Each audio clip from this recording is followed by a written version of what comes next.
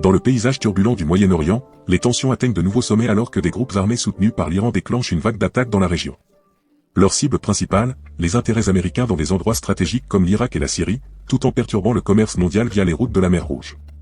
En réponse à cette menace croissante, les États-Unis déploient une contre-offensive sans précédent, marquant un point critique dans les relations déjà tendues entre les deux nations.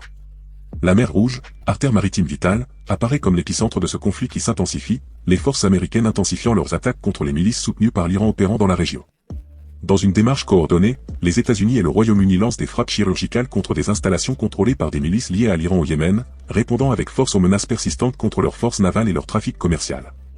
Cependant, ces actions ne parviennent pas à dissuader les Houthis soutenus par l'Iran, qui poursuivent leurs attaques en mer Rouge avec une audace croissante. Les Houthis, désormais plus audacieux que jamais, dirigent leur fureur contre les navires de guerre et les cargos américains dans la mer Rouge. Il est crucial d'analyser en détail la dernière attaque menée par ces groupes. Selon les rapports du CENTCOM, des militants Houthis, soutenus par l'Iran, ont lancé 3 missiles balistiques anti-navires depuis des territoires contrôlés au Yémen sur le porte-conteneurs battant pavillon américain MFV Maersk Détroit alors qu'il traversait le golfe d'Aden. L'escalade de ce type d'attaque suscite de sérieuses inquiétudes quant à la sécurité dans la région et à la stabilité du commerce international dans ces eaux stratégiques.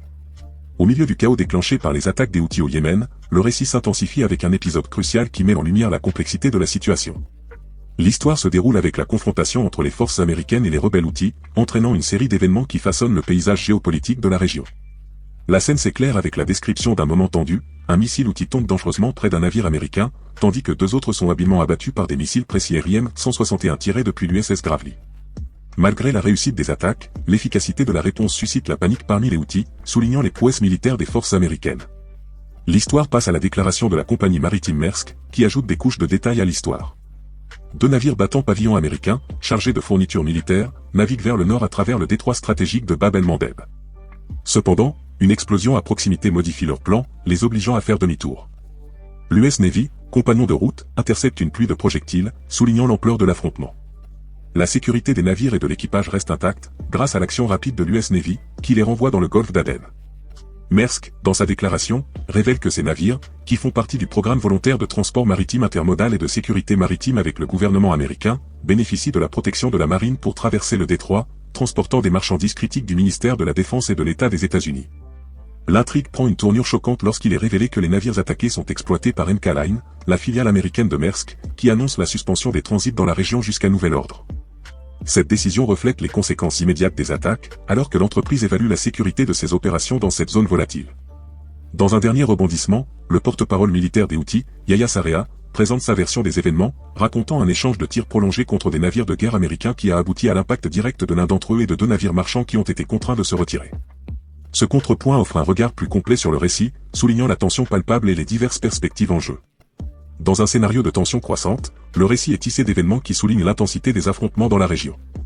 L'intrigue commence avec l'affirmation audacieuse des Houthis selon laquelle plusieurs de leurs missiles balistiques ont touché des cibles clés, défiant les tentatives des navires de guerre de les intercepter. Dans un communiqué, l'efficacité des attaques est soulignée, même si un responsable américain, s'exprimant sous couvert d'anonymat, contredit cette affirmation en assurant qu'aucun navire, qu'il soit de guerre ou commercial, n'a été touché. La tension reste palpable car il s'avère qu'aucun blessé ou dommage n'a été signalé, ce qui laisse en suspens l'impact réel de ces attaques.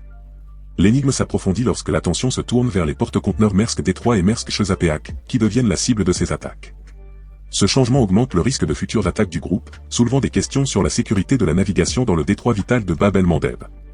La réponse des États-Unis et du Royaume-Uni se traduit par de multiples frappes aériennes, un effort conjoint visant à mettre fin à l'escalade des attaques des Houthis.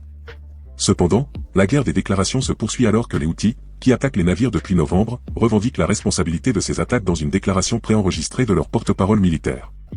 Le lieutenant-général Yahya Saree, dans une promesse de défi, annonce que les Houthis persisteront dans leurs attaques. L'histoire devient nuancée lorsque Saree relie les attaques à la guerre menée par Israël contre le Hamas à Gaza, révélant un courant de vengeance sous-jacent qui a alimenté la série d'attaques depuis novembre. Cependant, l'ironie et la menace se manifestent dans les attaques contre des navires ayant des liens faibles ou inexistants avec Israël, mettant ainsi en danger le transport maritime sur une route cruciale pour le commerce mondial. En réponse à ces attaques, les États-Unis et le Royaume-Uni lancent des frappes aériennes contre des sites présumés de stockage et de lancement de missiles utilisés par les Houthis. L'escalade prend une tournure encore plus inquiétante lorsque les rebelles préviennent qu'ils élargiront leurs cibles pour inclure les navires américains et britanniques, laissant un présage subtil mais inquiétant de nouveaux combats à l'horizon.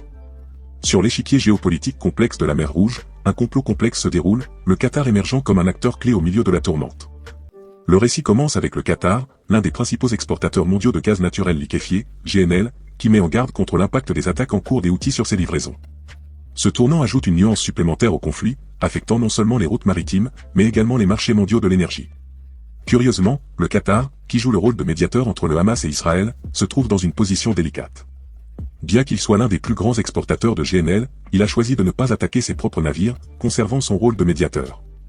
Une déclaration de Qatar Energy, le producteur public, assure la continuité de la production et réaffirme son engagement à fournir un approvisionnement fiable en GNL malgré les défis.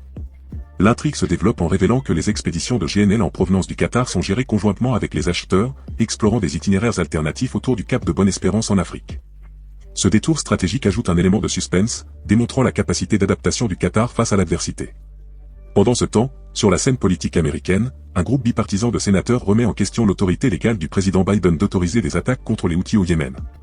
Le complot devient politique, les sénateurs exprimant leur inquiétude quant à l'absence d'autorisation du Congrès pour une action militaire contre les Houthis, malgré les affirmations de l'Iran et des Houthis eux-mêmes concernant une escalade.